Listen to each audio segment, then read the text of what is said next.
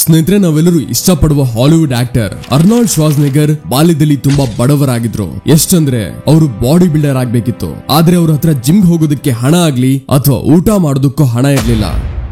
ಅದಕ್ಕೆ ಅವರು ಬಾಲ್ಯದಲ್ಲಿ ತಮ್ಮ ಕಾಲೇಜ್ ದಿನಗಳಲ್ಲಿ ಓದ್ಕೊಂಡು ಒಂದು ಕನ್ಸ್ಟ್ರಕ್ಷನ್ ಕಂಪನಿಲು ಕೆಲಸ ಮಾಡ್ತಿದ್ರು. ಮತ್ತೆ ಯಾವ ಎಕ್ಸ್ಟ್ರಾ ಟೈಮ್ ಸಿಗ್ತಿತ್ತೋ ಆಗ್ಲೇ ಅವರು ತಮ್ಮ ಬಾಡಿ ಬೆಳೆಸ್ತಿದ್ರು. ಪರಿಸ್ಥಿತಿಗಳು ಎಷ್ಟು ಕೆಟ್ಟಿತ್ತಂದ್ರೆ ರಾತ್ರಿ ಸರಿಯಾಗಿ ಮಲಗೋದಕ್ಕೂ ಸಮಯ ಸಿಗ್ತಿರ್ಲಿಲ್ಲ. ಆದ್ರೆ ಅವರು ತಮ್ಮ ಕನಸನ್ನ ಪೂರ್ತಿ ಮಾಡೋದಕ್ಕೆ ಸ್ವತಃ ತಮ್ಮನ್ನೇ ಶ್ರಮಕ್ಕೆ ಅರ್ಪಿಸಿದ್ರು. ಮತ್ತೆ 20 ವರ್ಷದ ವಯಸ್ಸಲ್ಲಿ ಮಿಸ್ಟರ್ ಯೂನಿವರ್ಸ್ ಆಗೋದ್ರು. ಅದರ ನಂತರ ತುಂಬಾ ಲೋಕಪ್ರಿಯವಾದ ಬಾಡಿ ಬಿಲ್ಡರ್ ಆದ್ರು. ಮತ್ತೆ ಹಾಲಿವುಡ್ ನ ಎಲ್ಲಕ್ಕಿಂತ ತುಂಬಾ ದೊಡ್ಡ ಆಕ್ಷನ್ ಆಕ್ಟರ್, ಹಾಗೆ ಕ್ಯಾಲಿಫೋರ್ನಿಯಾದ ಗವರ್ನರ್. ಆದ್ರೆ ಇಷ್ಟೆಲ್ಲ ಪಡ್ಕೊಂಡ ಮೇಲೂ ಇವತ್ತು 78ನ ವಯಸ್ಸಲ್ಲೂ ಅವರು ತುಂಬಾ ಹಾರ್ಡ್ ವರ್ಕ್ ಮಾಡ್ತಾರೆ. ತಮ್ಮ ಜೀವನದ ಏಳು ಬೀಳಿನ ಸಂದರ್ಭಗಳನ್ನ, ಜ್ಞಾನವನ್ನ, ಒಳ್ಳೇದು ಕೆಟ್ಟದ್ದನ್ನ ಅವರು ಒಂದು ಈವೆಂಟ್ ಅಲ್ಲಿ ಕೇವಲ 10 ನಿಮಿಷದಲ್ಲಿ ಒಂದು ಈ ರೀತಿ ಸ್ಪೀಚ್ ಕೊಟ್ಟಿದ್ರು. ಅದು ಇವತ್ತಿನ ತನಕ ಲಕ್ಷಾಂತರನಲ್ಲ, ಬದಲಿಗೆ ಕೋಟ್ಯಾಂತರ ಜನರ ಜೀವನನ ಬದಲಿಸಿಟ್ಟಿದೆ. ಆದ್ರೆ ಅರ್ನಾಲ್ಡ್ ಈ ಸ್ಪೀಚ್ ನ ಇಂಗ್ಲಿಷ್ ಅಲ್ಲಿ ಹೇಳಿದ್ದಾರೆ. ಮತ್ತೆ ನಮ್ಮ ಮಾತೃಭಾಷೆ ಕನ್ನಡ ಅಲ್ವಾ, ಅದಕ್ಕೆ ನಮ್ಮಲ್ಲಿ ಸಾಕಷ್ಟು ಜನರಿಗೆ ಸ್ಪೀಚ್ ಅರ್ಥ ಮಾಡ್ಕೊಳ್ಳೋದಕ್ಕೆ ತೊಂದರೆ ಆಗುತ್ತೆ. ಅದಕ್ಕೆ ಇವತ್ತು ನಾನು ಅರ್ನಾಲ್ಡ್ ನ ಇದೇ ಪವರ್ ಡೇ ಸ್ಪೀಚ್ ನ ಕನ್ನಡದಲ್ಲಿ ಅನುವಾದ ಮಾಡ್ತಿದ್ದೀನಿ. ಇದರಲ್ಲಿ ಎಲ್ಲಾ ಶಬ್ದಗಳು ಅರ್ನಾಲ್ಡ್ ಆಗಿರುತ್ತೆ, ಆದ್ರೆ ಧ್ವನಿ ನನ್ನದಿರುತ್ತೆ. ಇವತ್ತು ನಾನು ಇಲ್ಲಿ ಸಫಲತೆ ಬಗ್ಗೆ ಮಾತಾಡೋದಕ್ಕೆ ಬಂದಿದ್ದೀನಿ. I'm here to talk about success.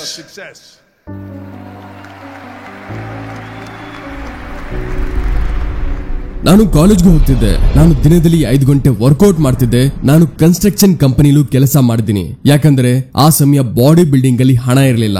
ನನ್ನ ಹತ್ರ ಫುಡ್ ಸಪ್ಲಿಮೆಂಟ್ಸ್ ಮತ್ತೆ ಎಕ್ವಿಪ್ಮೆಂಟ್ಸ್ ಖರೀದಿ ಮಾಡೋದಕ್ಕೂ ಹಣ ಇರ್ತಿರ್ಲಿಲ್ಲ. ಇದೆಲ್ಲರ ಜೊತೆ ನಾನು ಕಾಲೇಜ್ಗೂ ಹೋಗ್ತಿದ್ದೆ, ಜಿಮ್ಮು ಮಾಡ್ತಿದ್ದೆ. ಮತ್ತೆ ವಾರದಲ್ಲಿ 4 ದಿನ ರಾತ್ರಿ 8 ರಿಂದ 12 ಗಂಟೆ ತನಕ ಆಕ್ಟಿಂಗ್ ಕ್ಲಾಸಸ್ ಕೂಡ ತಗೋತಿದ್ದೆ. ಮತ್ತೆ ಇಷ್ಟೆಲ್ಲ ಮಾಡಿದ ಮೇಲೂ ನಾನು 1 ನಿಮಿಷಕ್ಕೂ ಖಾಲಿ ಟೈಮ್ ತೆಗೆದು ರಿಲ್ಯಾಕ್ಸ್ ಮಾಡುವ ಕಾರಣ ಯಾವತ್ತೂ ಕೊಡ್ಲಿಲ್ಲ. ನಾನು ಟೈಮ್ ವೇಸ್ಟ್ ಮಾಡ್ಲಿಲ್ಲ. 20 ವರ್ಷದ ವಯಸ್ಸಲ್ಲಿ ನಾನು ಮೊದಲನೇ ಸರಿ ಲಂಡನ್ಗೆ ಹೋದೆ. ಮತ್ತೆ ಮಿಸ್ಟರ್ ಯೂನಿವರ್ಸ್ ಕಾಂಟೆಸ್ಟ್ ಗೆದ್ದೆ. ಅದು youngest contest of mister universe. ಮತ್ತೆ ಇಷ್ಟೆಲ್ಲ ನಾನು ಮಾಡೋದಕ್ಕಾಯ್ತು ಯಾಕಂದ್ರೆ ನನ್ನ ಒಂದು ಗೋಲ್ ಇತ್ತು, ಒಂದು ವಿಷನ್ ಇತ್ತು. ಏನಾದ್ರೂ ನಿಮ್ಮ ಹತ್ರ ಒಂದು ಗೋಲ್ ಇಲ್ಲ, ಒಂದು ವಿಷನ್ ಇಲ್ಲ ಅಂದ್ರೆ ಆಗ ನಿಮಗೆ ಗೊತ್ತೇ ಆಗಲ್ಲ ನೀವು ಎಲ್ಲಿ ಹೋಗ್ಬೇಕು ಅಂತ. ಮತ್ತೆ ನೀವು ಆಗ ಅಲ್ಲೇ ಸುತ್ತುತ್ತಿರ್ತೀರಾ. ಮತ್ತೆ ನೀವು ಯಾವತ್ತೂ ಅಲ್ಲಿ ತಲುಪೋದಕ್ಕಾಗಲ್ಲ ಎಲ್ಲಿ ನೀವು ಹೋಗ್ಬೇಕಿತ್ತು. So that's rule number 1. Have a vision. ಒಂದು ಸರ್ವೆನ ಪ್ರಕಾರ ಅಮೆರಿಕದ 74% ಜನರಿಗೆ ತಮ್ಮ ಕೆಲಸ ಇಷ್ಟನೇ ಇಲ್ಲ. ಯಾಕಂದ್ರೆ ಅವರು ತಮ್ಮ ಜಾಬ್ ನ ಡ್ರೀಮ್ ಜಾಬ್ ಅಂತ ಮಾಡ್ತಿಲ್ಲ, ಅಥವಾ ಅವರು ಈ ಜಾಬ್ ತನಕ ತಮ್ಮ ಪ್ಯಾಷನ್ ಫಾಲೋ ಮಾಡ್ತಾ ಬಂದಿದ್ದಾರೆ. ಇಲ್ಲ ಇಲ್ಲ ಇಲ್ಲ, ಬದಲಿಗೆ ಅವರು ಯಾವುದೇ ಗೋಲ್ ಇಲ್ಲದೆ, ಯಾವುದೇ ಡೈರೆಕ್ಷನ್ ಇಲ್ಲದೆ ತಿರುಗ್ತಿದ್ರು. ಅವರಿಗೆ ಅಲ್ಲಿ ಇಲ್ಲಿ ಕೆಲವು ಕಡೆ ತುಂಬಾ ಜಾಬ್ ಓಪನಿಂಗ್ಸ್ ಕಾಣ್ತು. ಅದಕ್ಕೆ ಅವ್ರಿಗೆ ಅನ್ಸ್ತು ಇದಕ್ಕೆ ನಾನು ಅಪ್ಲೈ ಮಾಡ್ಬೇಕು ಅಂತ. ಅಪ್ಲೈನು ಮಾಡಿದ್ರು. ಮತ್ತೆ ಯಾವುದೋ ಒಂದ್ರಲ್ಲಿ ಸೆಲೆಕ್ಟ್ ಆಗಿದ ತಕ್ಷಣ ಕೆಲಸ ಮಾಡೋದನ್ನು ಶುರು ಮಾಡಿದ್ರು. ಯಾಕಂದ್ರೆ ಸೀದಾ ಮಾತು, ಬಿಲ್ಸ್ ಪೇ ಮಾಡೋದಕ್ಕೆ ಕೆಲಸನ ಮಾಡ್ಲೇಬೇಕಾಗತ್ತೆ. ಅದಕ್ಕೆ ಅವರು ಕೆಲಸ ಶುರು ಮಾಡಿದ್ರು. ಆದ್ರೆ ಯಾವಾಗ ಕೆಲಸ ಮಾಡೋದನ್ನ ಶುರು ಮಾಡಿದ್ರು ಆಗ ಅವ್ರಿಗೆ ಕೆಲಸ ಮಾಡ್ತಾ ಮಾಡ್ತಾ ಅರ್ಥ ಆಗತ್ತೆ, ಇದಂತೂ ಒಂದು ಬೋರಿಂಗ್ ರೊಟೀನ್ ಆಗೋಯ್ತು. ಕೆಲಸ ಮಾಡೋದ್ರಲ್ಲಿ ಮಜಾ ಬರ್ತಿರ್ಲಿಲ್ಲ. ಈಗ ಏನ್ ಮಾಡ್ತಾರೆ ಈ ಜನ ಯೋಚನೆ ಮಾಡಿ ನೋಡಿ. ಕೇವಲ 26% ಜನ ತಮ್ಮ ಕೆಲಸನ ಇಷ್ಟ ಪಡ್ತಾರೆ, ಮತ್ತೆ ಅದನ್ನ ಪೂರ್ತಿ ಪ್ಯಾಷನ್ ಜೊತೆ ಮಾಡ್ತಿದ್ದಾರೆ. ಕೇವಲ 26% ಜನ ನನಗೆ ಕೇಳ್ತಿದ್ರು, ಯಾವಾಗ ನಾನು ಗಂಟೆಗಳ ತನಕ ಹೆವಿ ವರ್ಕೌಟ್ ಮಾಡ್ತಿದ್ನೋ ಆಗ ಜನ ನನಗೆ ನೋಡಿ ಹೇಳ್ತಿದ್ರು, ನೀವು 5 ಗಂಟೆ 6 ಗಂಟೆ ವರ್ಕೌಟ್ ಮಾಡ್ತೀರಾ, ಆದ್ರೆ ನಿಮ್ಮ ಮುಖದ ಮೇಲೆ ಸದಾ ಒಂದು ಸ್ಮೈಲ್ ಕಾಣುತ್ತೆ. ಬದಲಿಗೆ ಬೇರೆ ಜನ ನಿಮ್ಮಷ್ಟೇ ಶ್ರಮ ಪಡೋರು ಅವ್ರ ಮುಖ ಯಾವತ್ತೂ ಇಳ್ದಿರುತ್ತೆ. ಈ ರೀತಿ ಯಾಕಾಗತ್ತೆ? ಆಗ ನಾನ್ ಹೇಳ್ದೆ, ನನಗೇನೇನೋ ಒಂದು ಟಾರ್ಗೆಟ್ ಕಾಣಿಸುತ್ತೆ, ಮತ್ತೆ ನಾನು ಆ ಟಾರ್ಗೆಟ್ ಗೋಸ್ಕರ ಇದನ್ನೆಲ್ಲ ಮಾಡ್ತೀನಿ. ಇದರ ಕಾರಣದಿಂದ ನನಗೆ ಸುಸ್ತು ಆಗಲ್ಲ, ಬದಲಿಗೆ ಖುಷಿ ಆಗುತ್ತೆ. ಮತ್ತೆ ಅದಕ್ಕೆ ಸದಾ ನನ್ನ ಮುಖದಲ್ಲಿ ಒಂದು ನಗು ಇರುತ್ತೆ. ಸಿಂಪಲ್. ನನ್ನ ಮುಂದೆ ಮಿಸ್ಟರ್ ಯೂನಿವರ್ಸ್ ನ ಗೋಲ್ ಇತ್ತು. ನನ್ನ ಪ್ರತಿಯೊಂದು ರೆಪಿಟೇಷನ್, ಪ್ರತಿಯೊಂದು ಸೆಟ್ ನ ಎಕ್ಸರ್ಸೈಸ್ ನನಗೆ ಆ ಗೋಲ್ ಕಡೆ ಒಂದು ಹೆಜ್ಜೆ ಇನ್ನೂ ಹತ್ರ ಕರ್ಕೊಂಡು ಹೋಗ್ತಿತ್ತು. ನಾನು ಎಕ್ಸೈಟ್ಮೆಂಟ್ ಕಾರಣದಿಂದ ರಾತ್ರಿ ಮಲಗೋದಕ್ಕಾಗ್ತಿರ್ಲಿಲ್ಲ. ನಾನು ಯೋಚಿಸ್ತಿರ್ತಿದ್ದೆ ಯಾವಾಗ ಬೆಳಿಗ್ಗೆ ಹೋಗಿ 500 ಪೌಂಡ್ ನ ಸ್ಕ್ವಾಟ್ ಹೊಡಿತೀನೋ ಅಂತ. ನಾನು ದಿನ ಕಾಯ್ತಿದ್ದೆ ಆ 500 ಪೌಂಡ್ ನ ಬೆಂಚ್ ಪ್ರೆಸ್ ಮಾಡೋದಕ್ಕೆ. ನಾನು ಚಾರ್ಜ್ ಆಗಿರ್ತಿದ್ದೆ. ಇದನ್ನ ಯೋಚಿಸಿ ಬೇಗ ಬೆಳಗಾದ್ರೆ ನಾನು ಹೋಗಿ ಆ ಸೆಟ್ ನ 2000 ರೆಪಿಟೇಷನ್ ಮಾಡಬಹುದು ಅಂತ. ಒಂದು ವಿಷಯ ನಿಮ್ಗೆ ಹೇಳ್ಬಲ್ಲೆ, ನಿಮ್ಮ ಗೋಲ್ ನ ವಿಜುವಲೈಸ್ ಮಾಡೋದ್ರಿಂದ ಮತ್ತೆ ಅದರ ಹಿಂದೆ ಫೋಕಸ್ ಇಂದ ಫಾಲೋ ಮಾಡ್ತಿರ್ಬೇಕಾದ್ರೆ ಒಂದು ರೀತಿಯ ಮಜಾ ಬರುತ್ತೆ. ಮತ್ತೆ ಆ ಗುರಿ ಕಡೆ ಓಡಾಟ ಅದು ಸುಸ್ತಲ್ಲ, ಬದಲಿಗೆ ಮಜಾ ಕೊಡುತ್ತೆ. ನೀವು ಸುಸ್ತಾಗಿ ಇರೋದಕ್ಕೆ ಆಗಲ್ಲ. ಅದಕ್ಕೆ ಲೈಫ್ ಅಲ್ಲಿ ಒಂದು ಪರ್ಪಸ್ ಇರೋದು ಮುಖ್ಯ. ಮೊಹಮ್ಮದ್ ಅಲಿ ಅವರನ್ನ ನಾನು ನನ್ನ ಕಣ್ಣಿಂದ ಹುಚ್ಚನಂತೆ ಪ್ರಾಕ್ಟೀಸ್ ಮಾಡೋದನ್ನ ನೋಡಿದ್ದೀನಿ. ಒಂದು ಸಮಯದ ಮಾತು, ಒಬ್ಬ ಸ್ಪೋರ್ಟ್ಸ್ ರಿಪೋರ್ಟರ್ ಅವ್ರನ್ನ ಜಿಮ್ ಅಲ್ಲಿ ಕ್ರೆಂಚಸ್ ಮಾಡೋದನ್ನ ನೋಡಿ ಕೇಳ್ದ, ನೀವು ಒಂದು ರಿಪಿಟೇಷನ್ ಅಲ್ಲಿ ಎಷ್ಟು ಕ್ರೆಂಚಸ್ ಮಾಡ್ತೀರಾ? ಆಗ ಇದಕ್ಕೆ ಉತ್ತರ ಮೊಹಮ್ಮದ್ ಅಲಿ ತುಂಬಾ ಅದ್ಭುತವಾಗಿ ಕೊಟ್ರು. ಅವ್ರು ಹೇಳಿದ್ರು, ಅವರು ಕೌಂಟಿಂಗ್ ನೇ ಆಗ ಸ್ಟಾರ್ಟ್ ಮಾಡ್ತಾರೆ ಯಾವಾಗ ಬಾಡಿ ಪೇನ್ ಮಾಡೋದಕ್ಕೆ ಶುರು ಮಾಡುತ್ತೋ.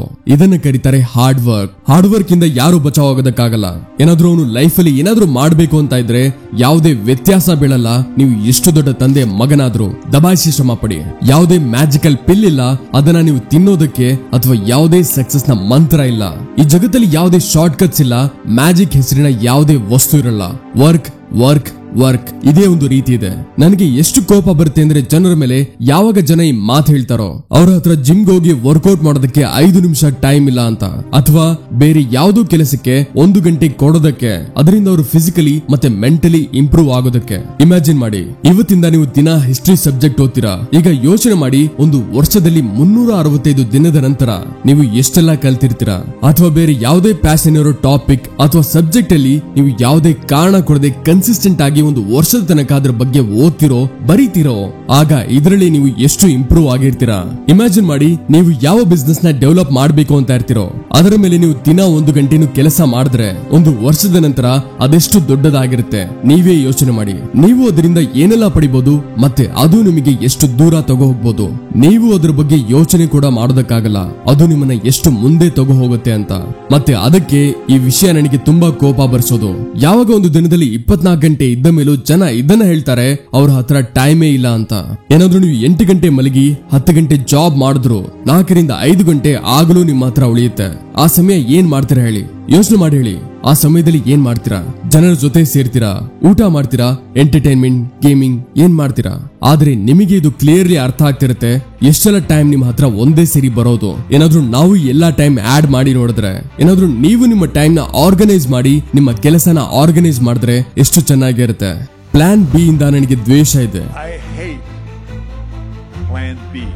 ನಾನ್ ಕ್ಲಿಯರ್ ಆಗಿ ಹೇಳ್ತಿದ್ದೀನಿ, ಪ್ಲಾನ್ ಬಿ ಇಂದ ನನಗೆ ದ್ವೇಷ ಇದೆ. ನಡೀರೀಗ ಯಾಕೆ ಅಂತ ಅದನ್ನು ಹೇಳ್ತೀನಿ. ಯಾಕಂದ್ರೆ ನಮ್ಮ ಹತ್ರ ಕೆಲಸ ಮಾಡೋರು ಕಡಿಮೆ ಇದ್ದಾರೆ ಮತ್ತೆ ಅನುಮಾನ ಪಡೋರು ಜಾಸ್ತಿ ಇದ್ದಾರೆ.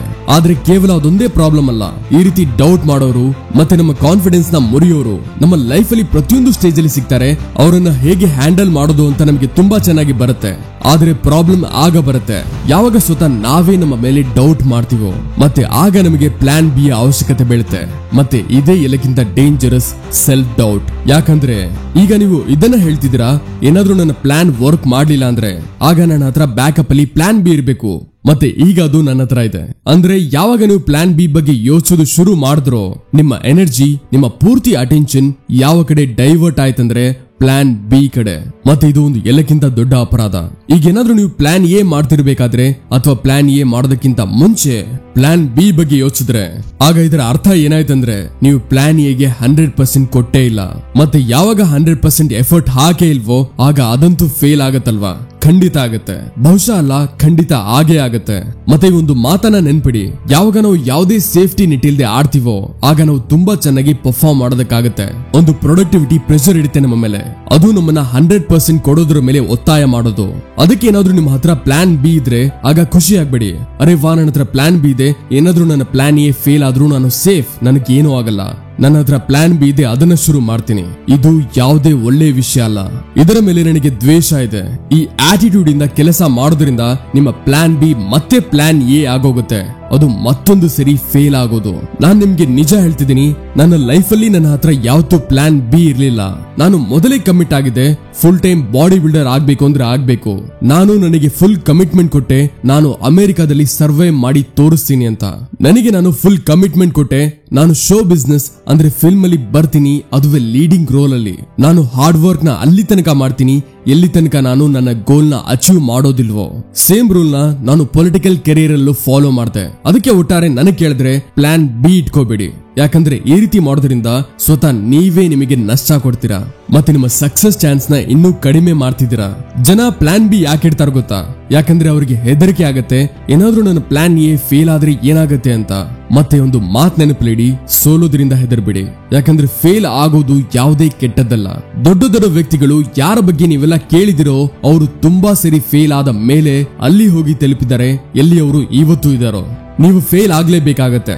ಏನಾದ್ರೂ ನೀವು ಸಕ್ಸಸ್ ಗಳ ಮೆಟ್ಟಿಲು ಹತ್ತಬೇಕಂದ್ರೆ ಈ ರೀತಿ ಯಾವುದೇ ಒಬ್ಬ ಸಕ್ಸಸ್ಫುಲ್ ವ್ಯಕ್ತಿ ಇಲ್ಲ ಅವನು ಫೇಲ್ ಆಗದೆ ಇರೋನು. ಯಾರು ಸೋಲೋದಕ್ಕೂ ಆಗಲ್ವೋ ಅವನು ಯಾವತ್ತೂ ಗೆಲ್ಲೋದಕ್ಕೂ ಆಗಲ್ಲ. ಸ್ನೇಹಿತರೆ, ಎಷ್ಟು ದೊಡ್ಡ ಫೇಲ್ಯೂರ್ಸ್ ಗಳಿರುತ್ತೋ ಅಷ್ಟೇ ದೊಡ್ಡ ಸಕ್ಸಸ್ ಇರುತ್ತೆ. ನಾವೆಲ್ಲ ಫೇಲ್ ಆಗ್ತೀವಿ, ಇಟ್ಸ್ ಓಕೆ. ಆದ್ರೆ ಯಾವ್ದು ಓಕೆ ಎಲ್ಲ ಗೊತ್ತಿದ್ಯಾ? ನಾನ್ ಹೇಳ್ತೀನಿ, ಸೋತ ಮೇಲೆ ಮತ್ತೆ ಇನ್ನೊಂದು ಸಾರಿ ಎದ್ದೇಳದಿರೋದು ಇದು ಓಕೆ ಅಲ್ಲ. ಮತ್ತೊಂದು ಸರಿ ಫೇಲ್ ಆಗೋ ಹೆದರಿಕೆಯಿಂದ ಎಫರ್ಟ್ ನ ಹಾಕದೇ ಇರೋದು ಇದು ಓಕೆ ಅಲ್ಲ. ನಮ್ಮ ಅದೃಷ್ಟದ ಮೇಲೆ ಅಥವಾ ಬೇರೆಯವರಿಗೆ ಬ್ಲೇಮ್ ಮಾಡೋದು ಇದು ಓಕೆ ಅಲ್ಲ. ನಿಮ್ಮ ವೀಕ್ ಪಾಯಿಂಟ್ಸ್ ಮೇಲೆ ಕೆಲಸ ಮಾಡದೇ ಇರೋದು ಇದು ಓಕೆ ಅಲ್ಲ. ಅದೇ ತಪ್ಪುಗಳನ್ನ ಮತ್ತೊಂದು ಸರಿ ಮಾಡೋದು ಇದು ಓಕೆ ಅಲ್ಲ. ಈ ರೀತಿ ವ್ಯಕ್ತಿ ಲೂಸರ್ ಇರ್ತಾರೆ. ವಿನ್ನರ್ಸ್ ಫೇಲ್ ಆಗ್ತಾರೆ, ಎದ್ದೇಳ್ತಾರೆ, ಫೇಲ್ ಆಗ್ತಾರೆ, ಮತ್ತೆ ಎದ್ದೇಳ್ತಾರೆ, ಸದಾ ಎದ್ದೇಳ್ತಾರೆ, ಮತ್ತೆ ಯಾವತ್ತೂ ಎದ್ದೇಳದ್ರಲ್ಲಿ ಫೇಲ್ ಆಗೋದಿಲ್ಲ. ಅವರೇ ನಿಜವಾದ ವಿನ್ನರ್. ಸೋಲೋ ಹೆದರಿಕೆಯಿಂದ ನೀವು ಅದನ್ನ ಮಾಡೋದಕ್ಕಾಗಲ್ಲ. ಯಾವ್ದನ್ನ ನೀವು ಮಾಡ್ಬೇಕು ಅಂತ ಹೇಳ್ತಿರೋ, relax, it's okay to fail. ಮತ್ತೊಂದ್ಸರಿ ನಿಮ್ಮ ಕೈಯಲ್ಲಿ ಎಷ್ಟಾಗುತ್ತೋ ಅಷ್ಟು ಎಫರ್ಟ್ ಹಾಕಿ. ಇವತ್ತಿಲ್ಲ ಅಂದ್ರೆ ನಾಳೆ ನಿಮ್ಮಿಂದ ಸಕ್ಸಸ್ ನ ಯಾರು ದೂರ ಮಾಡೋದಕ್ಕಾಗಲ್ಲ. ಯಾಕಂದ್ರೆ ಸಫಲತೆ ನಿಮ್ಮದಿದೆ. ಸ್ನೇಹಿತರೆ, ಐ ಹೋಪ್ ಅರ್ನಾಲ್ಡ್ ಶ್ವಾರ್ಜ್ನೆಗರ್ ಅವರ ಸ್ಪೀಚ್ ನಿಮಗೆ ತುಂಬಾ ಹೆಲ್ಪ್ ಮಾಡುತ್ತೆ. ಐ ಹೋಪ್ ಇದರಿಂದ ನೀವು ತುಂಬಾ ಕಲಿಯೋದಕ್ಕೆ ಸಿಕ್ಕಿದೆ ಅನ್ಕೊಂಡಿದ್ದೀನಿ. ಮತ್ತೆ ಇದರಿಂದ ನೀವು ನಿಮ್ಮ ಲೈಫ್ ಅಲ್ಲಿ ಒಂದು ಬದಲಾವಣೆ ತರ್ತೀರಾ ಅನ್ಕೊಂಡಿದ್ದೀನಿ. ಅದಕ್ಕೆ ವಿಡಿಯೋ ಹೆಲ್ಪ್ಫುಲ್ ಆಗಿದ್ರೆ ವಿಡಿಯೋನ ಲೈಕ್ ಮಾಡಿ, ಮತ್ತೆ ಈ ವಿಡಿಯೋನ ಎಲ್ಲಾ ನಿಮ್ಮ ಫ್ರೆಂಡ್ಸ್ ಜೊತೆ ಶೇರ್ ಮಾಡಿ. ಮತ್ತೆ ನೀವೇನಾದ್ರೂ ಚಾನಲ್ಗೆ ಹೊಸಬರಾಗಿದ್ರೆ ಚಾನಲ್ ನ ಖಂಡಿತ ಸಬ್ಸ್ಕ್ರೈಬ್ ಮಾಡ್ಕೊಳ್ಳಿ. ಸಿಗೋಣ ಮುಂದಿನ ವಿಡಿಯೋದಲ್ಲಿ. Keep learning and keep growing.